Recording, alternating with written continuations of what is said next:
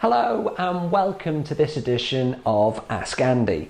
Now in today's video what we're going to look at is how we're going to create our workbook, our files like this which contain multiple file types. So they could be images, they could be PDFs, Word documents, PowerPoints, Google Slides, Docs, Sheets.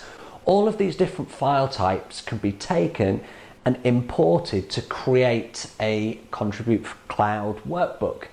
The benefit of that is once it's a Contribute Cloud workbook, we can actually share it out with our students through the software. So let's go ahead and create our first workbook.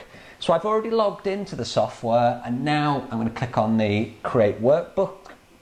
I'm going to give this a title of Test. Normally you'd give it something that you would archive it by, a good name and a good description. I'm just going to call it Test for speed.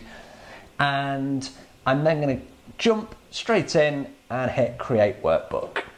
So I've now moved into the editor, and the editor is an area of the software where I can go and get my resources, my existing files, and drop them into Contribute Cloud. Now you can see I have a number of different ways where I can get my files from. I can go to Dropbox, Google Drive, OneDrive, I can browse my own computer, I can even enter a YouTube URL, or I can use the built-in gallery, and the gallery we'll look at in a later Ask Andy video.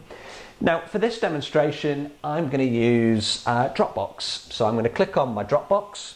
I've already logged into Dropbox and I'm going to go into my testing folder here to check all of these different types. And if you look here, I've got a PDF here, I've got a video, I've got an image, and I'm just going to hit choose.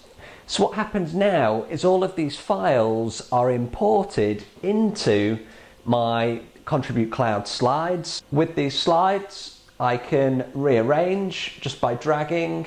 If I want to move, I can scroll along the bottom here, okay? And I can add more to my slides if I wish.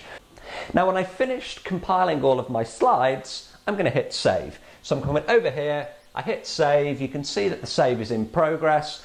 Once that's done, it will give me a notification to let me know that my file has been saved, and then we're ready to play the workbook. Okay, so my slides have been saved. To start my lesson, all I've got to do is hit on the play icon and I'll then be taken into the playback mode or the lesson mode of Contribute Cloud, and we'll take a look at all of the different features that we have here in some later Ask Andy videos. So if you've liked today's video, please do subscribe to our YouTube channel, and if you're ready to watch the next video, you can do so by clicking on the preview below. Thanks for watching.